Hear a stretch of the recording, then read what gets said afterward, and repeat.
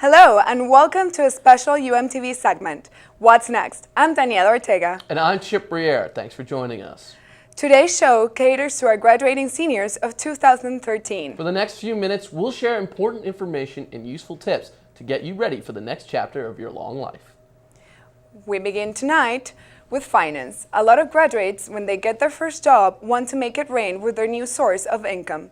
But you might want to rethink spending all that money. Our very own UMTV reporter, Brittany Camper, joins us live in the studio with a special finance report to keep your wallet under control. Brittany? Thanks, Daniela. Welcome to our segment, You're in the Market Now. College students, listen up. These are tips you won't want to miss on how to make sure you're a graduate that isn't drowning in debt.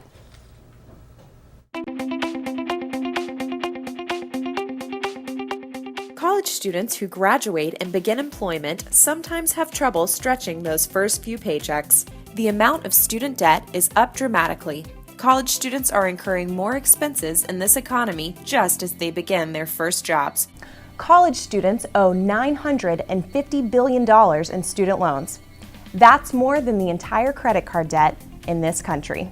I've been out of school for 6 years and I've been paying my student loans for 6 years, and my goal is by 2017 I will have them all paid off.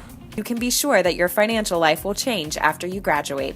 When I was in college, when I got money, I could do whatever I wanted with it. I didn't have to pay rent, I didn't have to pay gas, nothing to worry about. But now it's different. I gotta worry about the rent, I gotta worry about utilities, bills, everything. So it's quite different because I have to be responsible with my money now. I don't know. I really don't know how I'm gonna feel about spending like my own money. It's gonna not be easy. So when starting your budget, be sure to ask for financial advice, save as much as you can, and get out of debt.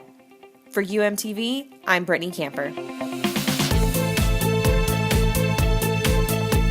Be sure to keep up with your expenses and find out where your money is going every month. That's the tip for this edition of You're in the Market Now. Back to the desk. Graduation brings about many changes for college students. From final exams to looking for jobs, it can often be a stressful time. UMTV reporter Michael Rojas has the story. Adults often regard college as 4 of the best years of their life. But as students approach graduation, they are often overcome by stress. According to research by the Associated Press, 1 out of 10 college students feel stressed often, 1 out of 5 say they feel stressed most of the time, and 1 out of 4 students experience daily stress. Extremely stressed.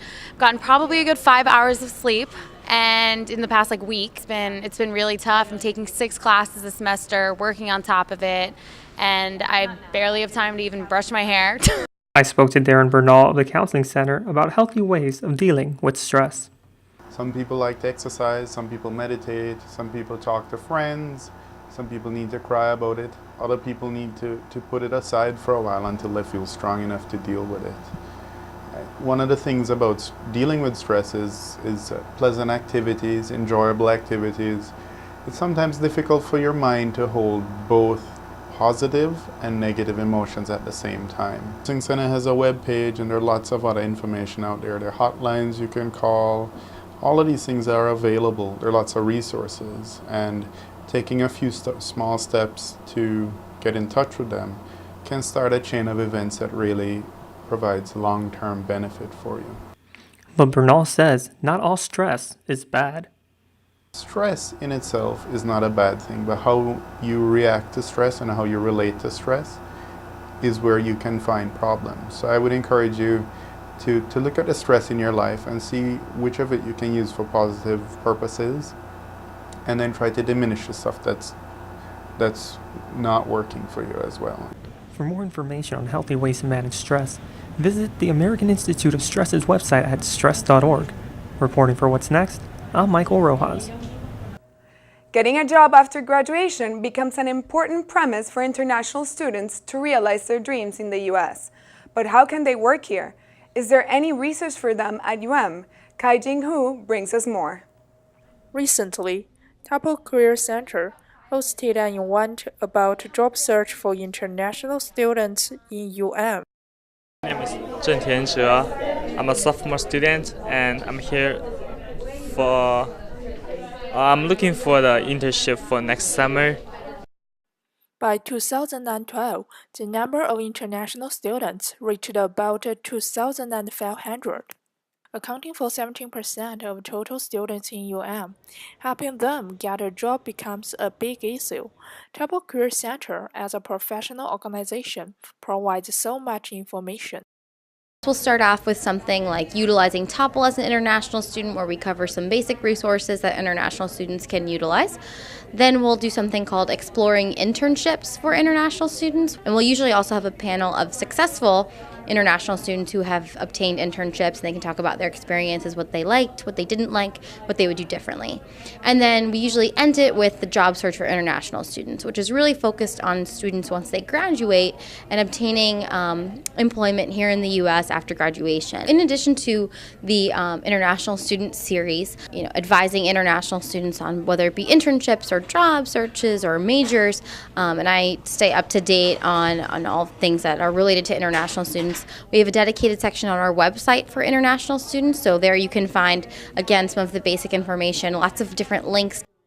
Stephanie Foster, Assistant Director in ISSS, also gives international students some advice on the OPT. So during your OPT year, you need to communicate with the ISS office, tell us your employer, we need to report that to the government, also your local address, change of employers, the STEM extension. So certainly throughout that year, you have to communicate with us. For international students, it's never too early to do the preparation. Reporting for UM. Coming up after the break, we'll have a special segment on creating your brand, including useful tips on social media and networking. What's next? We'll be right back. Don't go anywhere.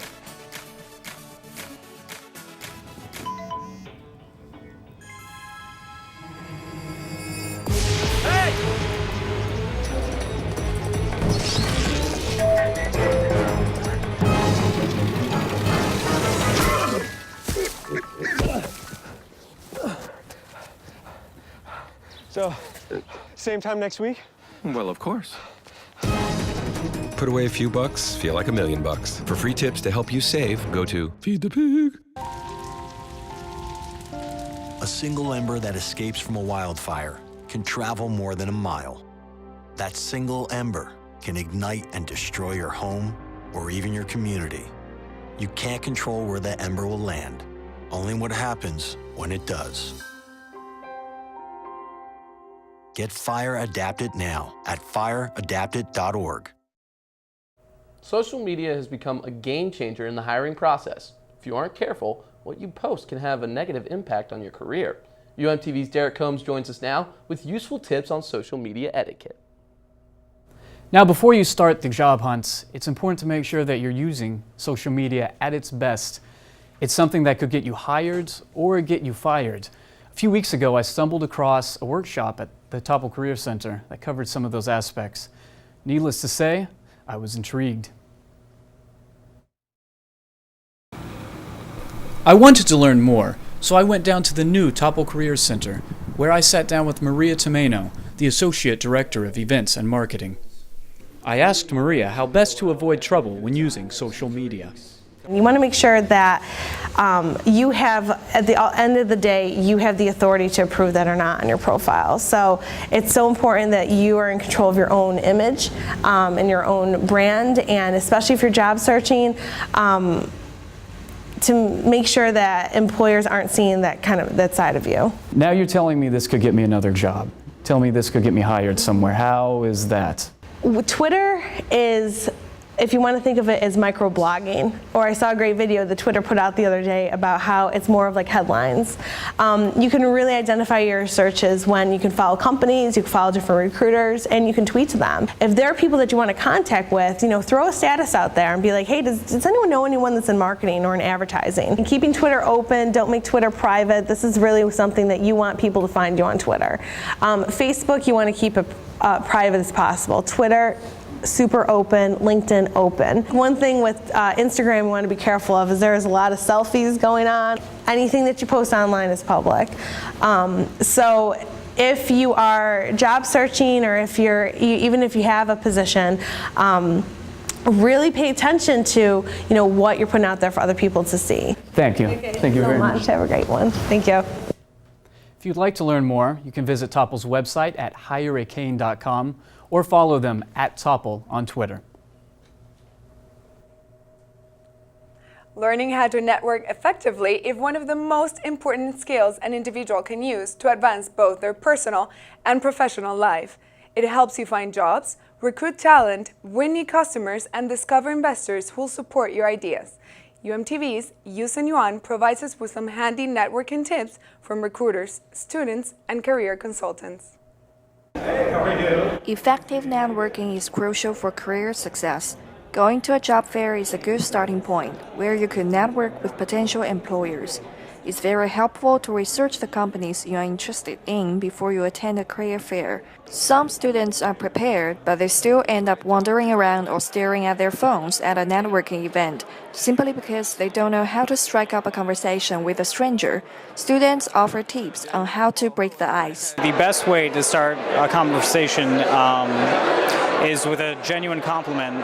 Crack a little joke, see if there's something you can pick up on that's a little subtle, but you can still bring it to their attention. Likewise, internship is not just about what you've done, but also a good opportunity to network. Take advantage of that time when you are working with these people to get to know them personally, because they will be your stepping stone for your next job. Associate Director Maria from Topple gave advice on how to advance a mutually beneficial relationship to a personal level. One of the things when you're building networking relationships is to really find what connects you with that person. Is it the Miami Hurricanes? Is it your favorite restaurant in Brickell? Is it that you both have a great love of Art Basel? So what is that one thing that you really had the connection with? And when you build that connection, to making sure that you remember to include those type of things in those emails or phone calls. So just for example, if you know that that person is a Miami Marlins fan, maybe to send them an article about the Marlins when it's closer to baseball season. LinkedIn is another powerful tool, and research shows that having a professional profile picture can get you some clicks 40% more likely. Citrix senior recruiter Kenneth Taylor revealed a little trick. If somebody is smiling in the picture, actually, believe it or not, they're even more likely to click on that. You may be already aware of the importance of networking, but you are just shy or even hate networking. Here are some tips. Normally, I am a very shy person. So usually what I did to resolve that was I joined a lot of student organizations. I pushed myself to run for positions I normally wouldn't be a part of. Most people are just generally good at heart and they don't mind talking. Most people are just surprised. So you surprise someone with a conversation. After all, networking isn't something new. Most people apply this time-honored tradition every day without knowing it. It's based on the premise that we're all humans and need each other. So next time, when you are at a bus stop or waiting in line, don't be afraid to talk to the person next to you. Your networking skills will build up little by little. Are you graduating and haven't been able to find a job yet? Don't worry, I haven't either. But we have a few tips on what you can do to help stand out. UMTV's Gabriel Baca filed this report. One of the most common concerns surrounding recent college graduates is finding employment. In hopes of mitigating this concern, I spoke to a few career advisors who know their way around a competitive job market. And with their help and EA's The Sims 3, I've come up with a few tips on how you could jumpstart your job search by becoming your own advocate. First, you need to build rapport. Instead of sitting on the sofa waiting to be called by your potential employer, get out into your neighborhood. But remember to look the part. Bring some friends for help and support. People seldom claim success on their own. Once you've reached your desired hub, start building your name for yourself. If you're an aspiring journalist, Try to find some interesting stories you can cover. If you're interested in politics, volunteer your time at City Hall. Each contact you make in your own neighborhood creates a network and is a foundation towards building a name for yourself. Now, you've gathered all this great material, but don't know what to do with it. You can add it to your resume, or, better yet, use it on something you're probably already well versed in: social media. Now, social media is more than just status updates and selfies. Social media sites are tools you can use to show the world what you're up to. Use social media to showcase your interest in the business and start getting people to follow you, or repost your updates, or even retweet you. Building a follower base is especially helpful when an employer is looking through your social media. So instead of keg stands and beer pong pictures, use your work to your advantage and have employers stumble upon your brilliant work around town. And finally, it can be easy to promote yourself, but sometimes we can take it too far. Be sure not to make it look like you're boasting and bragging. Remember that the internet's demographic is quick to judge. So, if you come off as snooty or entitled on your tweet, you'll likely permanently lose followers, which will likely lead to them walking away for good. And those are my 3 tips on how you can become your own advocate by raising intrigue about yourself and your work ethic. Oh, and be sure to return the help you received during your own job hunt. Your friends will no doubt appreciate the help and love. Coming up on What's Next, Time Flies with Hurricane. We'll share some of the best memories from seniors here at UM. Stay tuned, we'll be right back.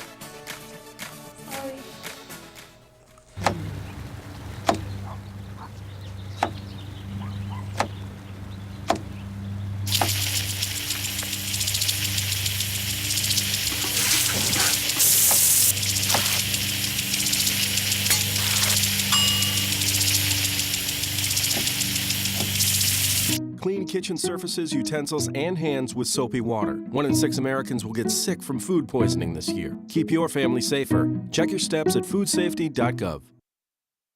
2 outs with a runner on first base. Now the big guy comes up to bat, hitting .342 with 92 RBIs and 36 homers. The first pitch is fouled between back.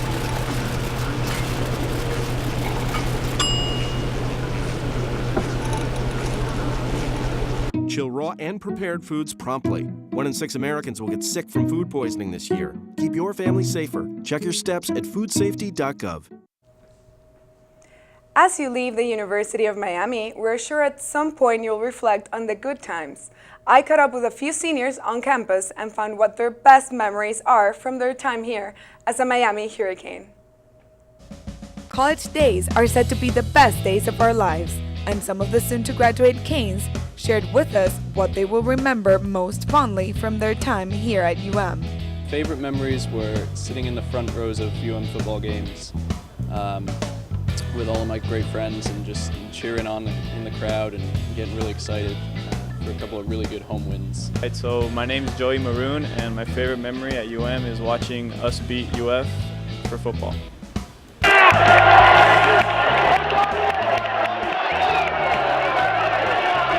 My best memory at UM was this semester.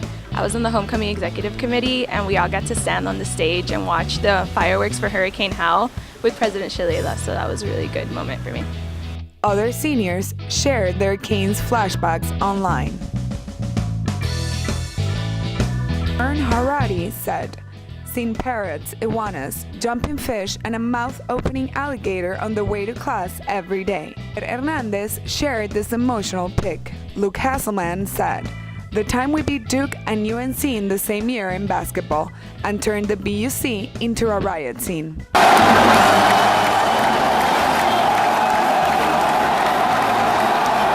Probably just walking around the UC area and the Rock area. Also the tailgates was always a good time. I'm definitely going to miss my fraternity the most, as well as working at the launch pad. My best memory at UM so far has definitely been working on a senior thesis from last year. The outdoors, I love the weather and so many great people, and yeah, I'm sad it's over. It doesn't matter if it's the lake, the tailgating and the football games, or just working on your favorite project. The truth is, memories made in UM will last a lifetime. Go Canes! Miami students choose to continue their education after college for a variety of reasons. Some may find it difficult to secure a job, others may attend law school or medical school out of necessity. And some may go because, well, they just don't know what they want to do. UMTV reporter Adriana Dueck spoke with two students about their postgraduate decision and the reasons for making them.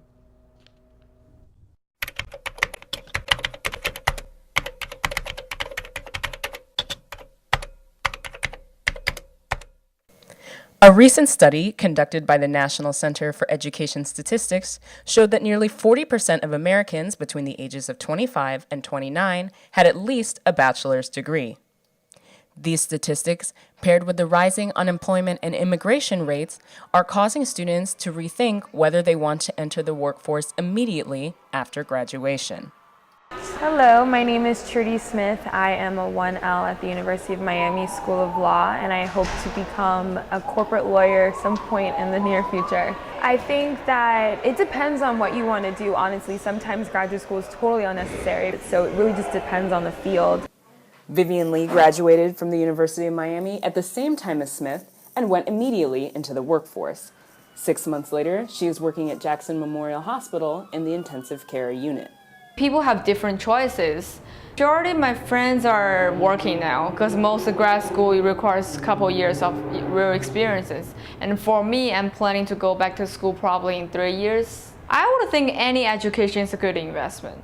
Especially for nursing, as a medical field is really a popular field. So when you go to grad school, yeah, the tuition is going to be really expensive, but your salary, your income is going to be increased as well, a big increase. So probably within 1 or 2 years of actually working after graduate school, you can pay off all the tuition. The cost-benefit ratio of attending graduate school is a subject widely debated by analysts, career professionals, and academic professionals. Experts and students alike both agreed that before attending graduate school, prospective students should consider several factors: personal motivations, monetary payoff, and how long it will take them to finish their education. It's about what you put into it and what you're going to get out of that experience. While the choice to attend graduate school is up to the individual, those who do will find that not only are they financially better off, they are more well-rounded as people in the end. For UMTV, I'm Adriana Dueck. If you're wondering how to stay involved with a university after graduation, you might want to check out some of the information we found about what it truly means to be an alumnus. UMTV's Isabel Maza has more.